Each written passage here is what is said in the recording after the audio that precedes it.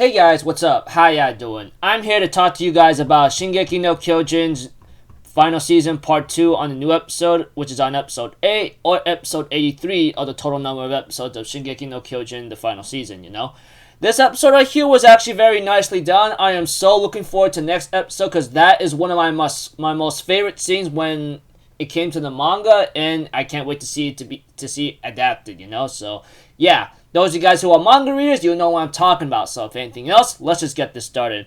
The episode opens up with Levi and Hanji having to escape two pursuers, and Hanji reluctantly, unwillingly had no choice but to kill them because of what they just become or what they decide to do anyway. Eventually, Hanji will later on tend to Levi's injuries and later on tries to figure out what to do, And knowing that they will always have to be on the run, the island, knowing that there's no other choice because Flock and the others already made the decision to take over the entire island, which was really sad, Talk about having to use your own members or power just to get power.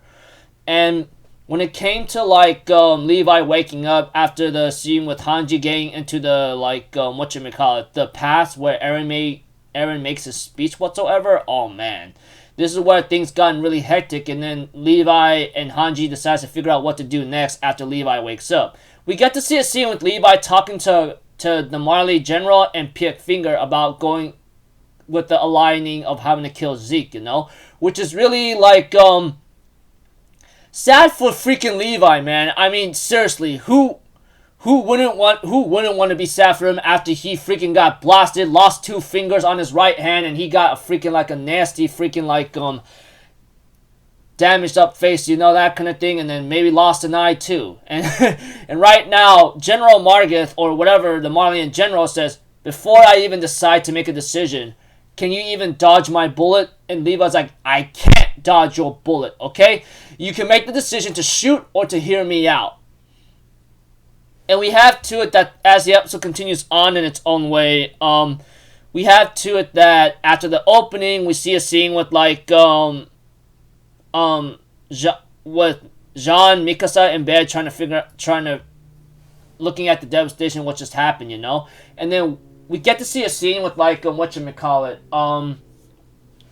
with Connie and Falco, and Connie trying to figure out what to do, Thinking will this be okay, And Armin and Gabby's really riding on horses, doing the best ability to catch up because it's gonna be too late if things get out of hand, And we get to see a scene with Connie bringing Falco to a certain village, and Falco asking Connie about Rakugo Village because he was talking about it last night when he was awake here and there, And we have to it that Connie is asking Falco to help him out with his mother, I was like, wow, dude, this is too freaking...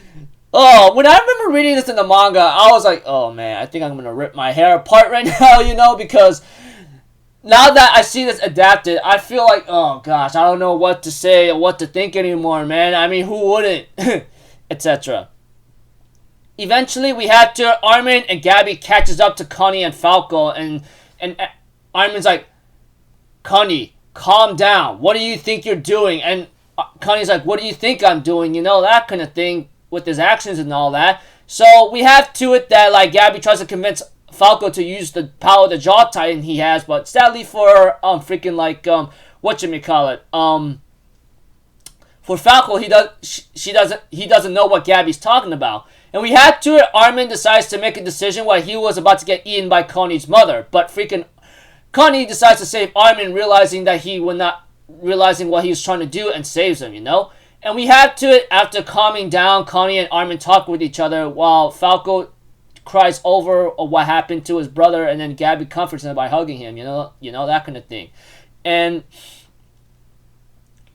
as for Connie and Armin talking with each other, Connie realizes that he almost killed a child and almost had his mother eat Armin, and that he knew that his mother would not be able to live with herself just to turn back to normal if she ate someone.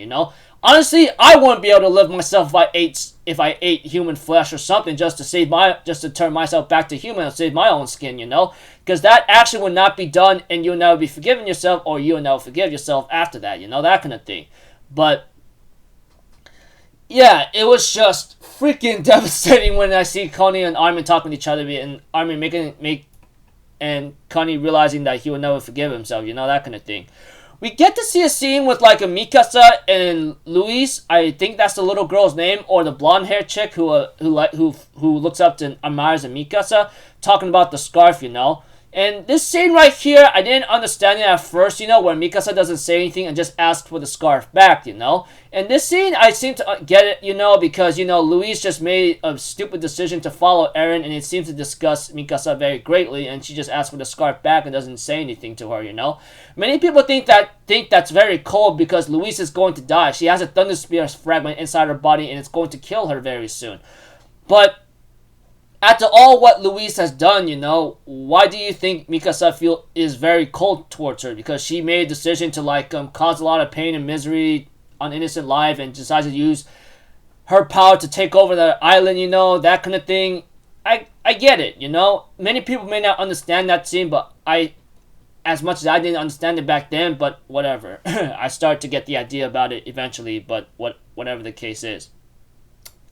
Eventually, we get to see a scene where Flock makes a speech, and it looks like they're cementing the Jaegerists are starting to cement their power on Paradis Island, which is really sad because this is really like taking over the island and saying we're gonna you don't have to be afraid. Eren's making a decision to destroy the entire world to save us, and now we're free.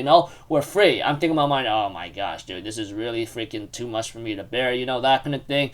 And then we get to see a scene with Connie, Armin, Gabby, and Falco feasting themselves, and then they end up meeting Annie, which is really freaking hilarious. And I'm thinking, and Connie's laughing at Annie because she's feasting on the pie very, very, very fast. I'm thinking in my mind, hello, she has not eaten for 4 years, as Armin says it to Connie. It's only natural that she's hungry.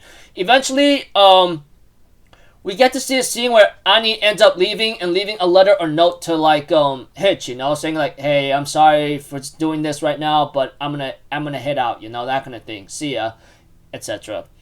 Eventually, we get to see a scene where Flock is starting to gather a lot of people to watch the public execution of Yelena and Oyakampan, We had to that Yelena was told actions is exposed, saying about how Yelena wanted to get rid of every Eldians able to reproduce, and as for Oyakampan,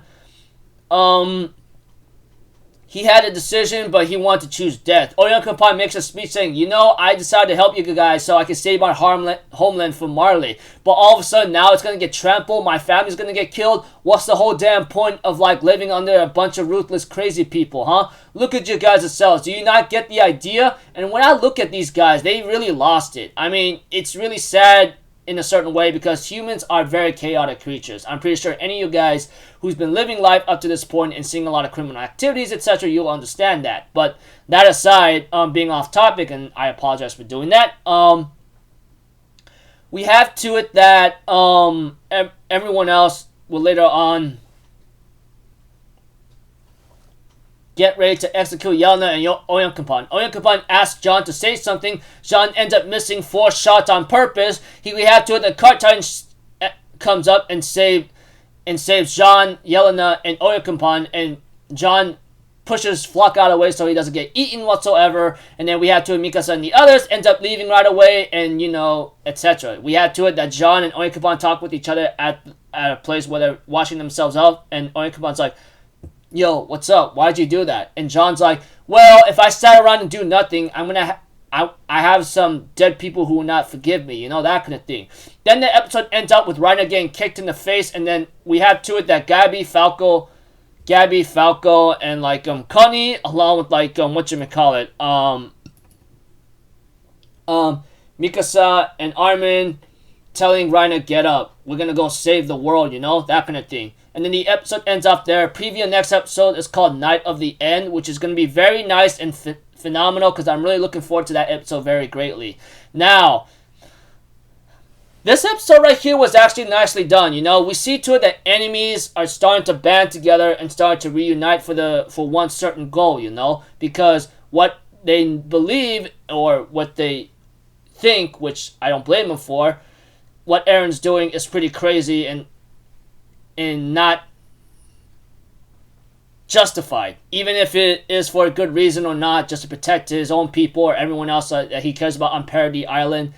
It's not good. So pretty much they decided to unite and stand, you know, against a common enemy, you know, which is really sad. But you know, united we stand, divided we fall. And guess what? That is just sad, because that's what's happening in Paradise Island right now, along with everything else all considered. So until then, people, I'll see you guys in the next video. I'm Fazito. Have a good day, and I'll see you guys next time, alright? Peace out. Bye-bye. Toot-ta-da!